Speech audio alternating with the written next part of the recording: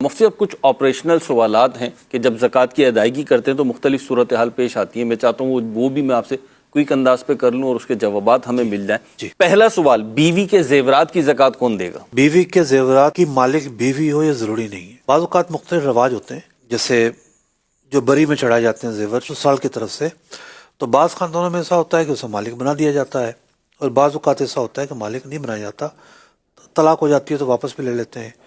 تو یوں بیوی کے جو زیورات ہیں وہ کئی طرح کے ہوتے ہیں. ایک وہ ہوتے ہیں جو واضح ہوتے ہیں کہ جناب شوہر کی طرف سے گفٹ ملا ہے یا سرات کر دی جاتی ہے. ایک وہ زیور ہوتا ہے کہ جو بیوی اپنے میکے سے لے کر آتی ہے اس کی وہ خود مالک ہے. اور کچھ وہ ہوتے ہیں جو رواج کے تحت دیکھ کر اس کا حکم واضح کرنا ضروری ہوتا ہے کہ یہ کس کی ملکیت ہے. جس کی ملکیت میں وہ زکوٰۃ نکالے گا، اس کے ذمہ زکوٰۃ بنتی ہے. بیوی کی ملکیت میں ہے تو بیوی نکالے گی. ہاں، بیوی کی اجازت سے شوہر نکال دیتا ہے تو اس میں کوئی حرج بھی نہیں ہے، لیکن بیوی کے لیے عذر نہیں ہے میں کہاں سے نکالوں. بھئی اللہ نے آپ کو دیا ہے تو آپ کچھ نہیں آپ کے پاس تو آپ اس کو تھوڑا سا بھیج دیا کریں ہر سال. جو شریعت کا حکم ہے اس پہ عمل تو کرنا ہی ہے نا. مال نکالنا جو ہے نا یہ تو آزمائش ہے. زکوٰۃ امتحان ہے نا، مال کا امتحان ہے. دوسرا سوال، کس دن زکوٰۃ نکالے شخص؟ دیکھیے زکوٰۃ ایسا نہیں کہ رمضان میں نکالنی ہے، ایسا نہیں کہ کوئی ایک تاریخ جو ہے وہ مرضی سے بندہ فکس کر لے. جس دن پہلی مرتبہ صاحب نصاب ہوا اسلامی مہینے کے اعتبار سے، اس کو سامنے رکھ کر اب صاحب نصاب ہی ہے یہ، تو اب وہ جب وہ یہی دن آئے گا تو اس دن زکوٰۃ فرض ہوگی. تو یہ کہلاتا ہے نصاب کے سال کا پورا ہونا. اس دن اس کو حساب رکھنا ہے کہ جناب میرے پاس آج قابل زکوٰۃ اموال میں سے کیا کیا ہے، اس کی زکوٰۃ یہ نکالے گا. اب اگر یاد نہیں ہے تو ہزاروں مسائل کے اندر شریعت نے حکم دیا ہے کہ ظن غالب سے کام لے. تو یاد نہیں ہے تو ظن غالب سے کام لے. اگر یہ سمجھتا ہے جو میری پریکٹس ہے وہی میری زکوٰۃ کا سال بن رہا ہے، اسی پر ظن غالب ہے، تو پھر اسی کو فالو کر لے. اور پھر سارے حساب جو ہیں اس کو سامنے رکھ کر ہوں گے. بعض اوقات یہ ہوتا ہے کہ ایک دن پہلے قابل زکوٰۃ اموال میں سے کوئی چیز ہوتی ہے، وہ گھر تھا جیسے مثال کے طور پر اس نے بیچ دیا، اب وہ لکوڈ ہو کر کرنسی کی صورت میں آ گیا. گھر پر زکوٰۃ نہیں تھی لیکن لکوڈ پر زکوٰۃ موجود ہے. تو یوں بہت سارے مسائل ہوتے ہیں جو ایک دن کے فرق سے اس کے نتائج ظاہر ہوتے ہیں. تو یوں سال کا حساب رکھنا بہت ضروری ہے. تیسرا سوال، جس پر زکوٰۃ فرض ہے اسی کو صاحب نصاب کہیں گے صرف؟ نہیں، ایسا نہیں ہے. جس پر زکوٰۃ فرض ہے وہ بھی صاحب نصاب ہے، اور جو زکوٰۃ لے نہیں سکتا مالی حیثیت اس کی ایسی ہے کہ زکوٰۃ تو فرض نہیں ہے، ٹھیک ہے، لیکن زکوٰۃ لے بھی نہیں سکتا، وہ بھی صاحب نصاب کہلاتا ہے، اسے غنی کہتے ہیں. ٹھیک. فرق کیا ہے کہ جب ہم زکوٰۃ نکالنے کی بات کرتے ہیں تو ہم مخصوص چیزوں کو شمار کرتے ہیں. صحیح ہے کہ جی سونے پر زکوٰۃ فرض ہے، چاندی پہ فرض ہے، مال تجارت پر، کرنسی، پرائز بانڈ، چرائی کے جانور، ان پہ فرض ہے. ٹھیک. تو ان کو سامنے رکھ کے ہم دیکھتے ہیں کہ صاحب نصاب ہے یا نہیں ہے. صحیح. لیکن جب ہم زکوٰۃ لینے کی بات کرتے ہیں، کس کو دے سکتے ہیں، کون لے سکتا ہے، تو پھر ہم سارے اس ساز و سامان کو گنتے ہیں جو حاجت اصلیہ اور ضرورت سے زیادہ ہے. ٹھیک. اب اس کے بستر زیادہ ہیں، اس کے کپڑے زیادہ ہیں، اس میں زیب و زیبائش کی چیزیں ہیں، اس کے پاس اضافی حاجت اصلیہ سے جو بھی زائد چیزیں ہیں، ان سب کو شمار کر کے وہاں بھی شمار یہی کرتے ہیں کہ جو 52.5 تولہ چاندی کی رقم ہے اس کے برابر یا اس سے زیادہ ہے تو اب یہ غنی ہے، صاحب نصاب ہے. یعنی جو قربانی کا معاملہ ہے، جو صدقہ فطر کا معاملہ ہے، اس میں اسی کو صاحب نصاب کہہ رہے ہوتے ہیں، غنی کو. لیکن اس پر زکوٰۃ ممکن ہے فرض نہ ہو لیکن یہ زکوٰۃ لے نہیں سکتا. سوال نمبر 4، کیا سونا 7.5 تولے ہوگا تو ہی اس پہ زکوٰۃ ہوگی؟ اگر صرف سونا ہے، اس کے علاوہ کسی کے پاس کرنسی ہے ہی نہیں، بالکل صفر ہے جناب، چاندی بالکل نہیں ہے، مال تجارت بالکل نہیں ہے، پرائز بانڈ بالکل نہیں ہے، ٹھیک ہے، تو پھر 7.5 تولہ ہوگا تو زکوٰۃ فرض ہوگی، ورنہ نہیں ہوگی. ورنہ جو ہے اگر قابل زکوٰۃ چیزوں میں سے اپنے نصاب سے کم مختلف چیزیں، مثال کے طور پر سونا 7.5 تولہ سے کم ہے اور اس کے پاس کرنسی بھی ہے، 500 کا نوٹ ہے، تو جناب آج تو جو ہے وہ آج 5ویں شب ہے شعبان المعظم کی اور 24 جنوری ہے 2026، شعبان المعظم کی 5ویں شب 1447.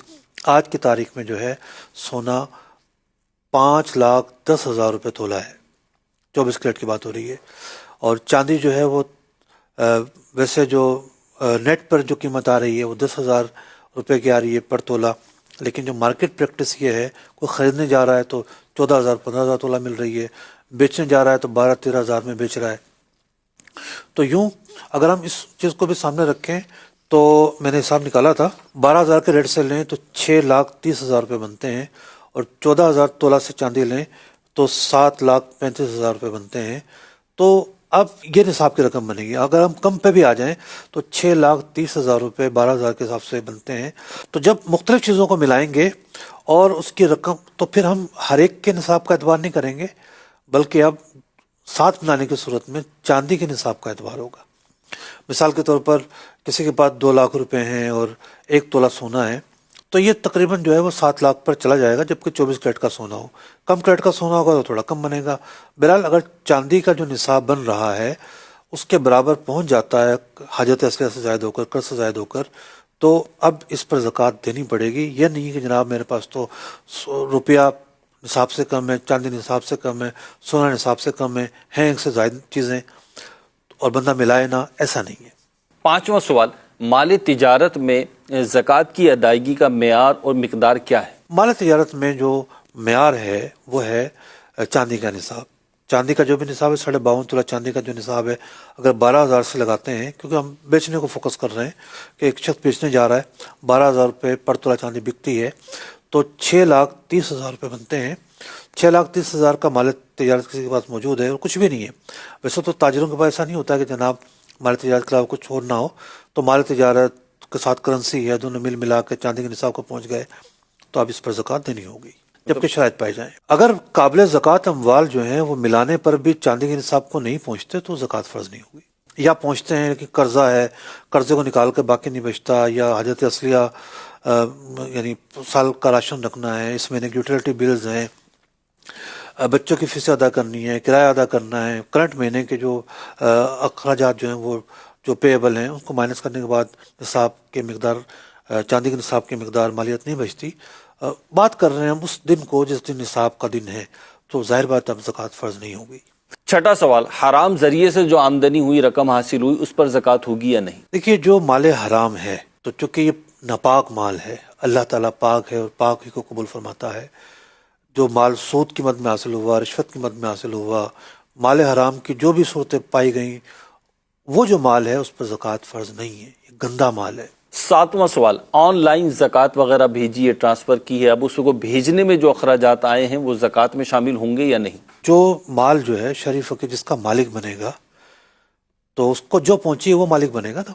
جو اخراجات ہیں وہ تو اس تک نہیں پہنچے، تو جو اخراجات ہیں وہ شمار نہیں ہوتے زکوٰۃ کی ادائیگی میں۔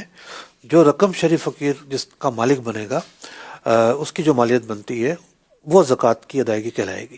8واں سوال، جس پر قرض ہو اس پر زکوٰۃ ہوگی یا نہیں؟ کون سا کاروباری آدمی ہے جس پہ قرض نہیں ہوتا؟ جو جتنا امیر ہے اس پہ اتنا زیادہ قرض ہے، لوگوں پہ اربوں روپے بھی قرض ہیں۔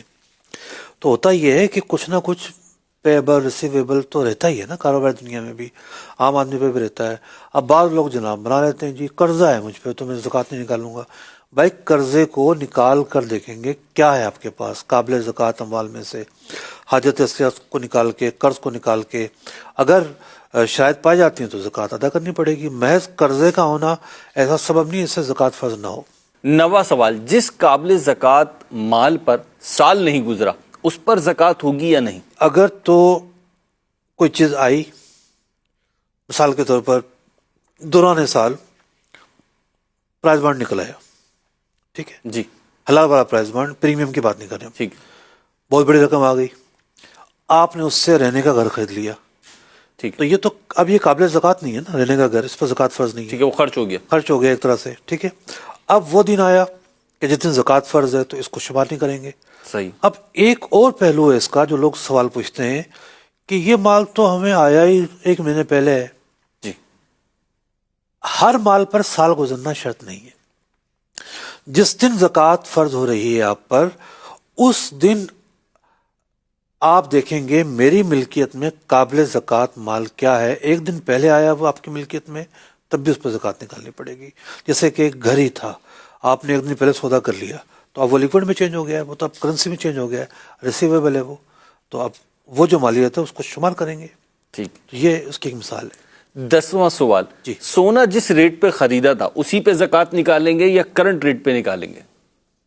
دیکھیے اگر تو آپ اس سال کا حساب کر رہے ہیں تو اس سال تو کرنٹ ریٹ کا حساب ہوگا، اگر ماضی کا حساب کر رہے ہیں، کسی نے پچھلے سالوں کی زکوٰۃ نہیں نکالی تھی تو پچھلے سالوں میں جس سال جو ریٹ تھا اس کے حساب سے زکوٰۃ نکالی جائے گی۔ 11واں سوال، بی سی کمیٹی میں رقم جمع کرائی ہے تو اس پر زکوٰۃ کا کیا حکم ہوگا؟ دیکھیے آپ کو ملے نہیں ہے، ابھی آپ جمع کرواتے جا رہے ہیں، تو یہ ایسا ہی ہے کہ آپ کی رقم ہے، آپ دوسروں کو قرضہ دے رہے ہیں، تو یہ جو رقم ہے یہ ریسیویبل ہے، آپ کی رقم ہے، اس پر زکوٰۃ دیں گے۔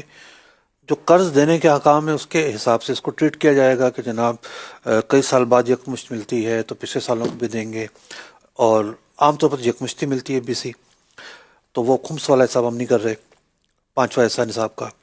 اب ایک صورت یہ ہے کہ آپ نے لے لی، پہلے بی سی آپ کی نکل آئی، دوسری نکل آئی یا درمیان میں نکل آئی، تو آپ نے بھری ہے جتنی وہ تو آپ کی ہے، اور اس سے زیادہ جو ملے ہیں یہ پیبل ہیں، جو آپ نے دوسروں کے دینے ہیں یا آپ پر قرضہ ہے، تو اس جو اوپر کی رقم ہے جو آپ جس کے مالک نہیں ہے، جو آپ نے لوٹانی ہے، اس پر زکوٰۃ نہیں ہوگی، جو آپ کی رقم ہے وہ آپ کو مل چکی ہے۔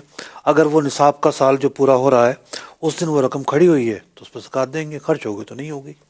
12واں سوال، اگر کسی شخص نے اپنی زکوٰۃ کی رقم کسی فرد کو دی کہ یہ فلاں ادارے کو یا فلاں فرد کو دے دو، اس کے پاس سے وہ چھن گئی، ضائع ہو گئی، گر گئی، تو اب کیا حکم ہوگا؟ دیکھیے اس کو ہم وکیل کہیں گے نا، جس کو دی ہے، تو زکوٰۃ دینے والے کا اگر وکیل ہے تو زکوٰۃ چونکہ ادا نہیں ہوئی، شرعی فقیر تک نہیں پہنچی، اس کی ملکیت میں نہیں آئی، تو زکوٰۃ ادا نہیں ہوگی۔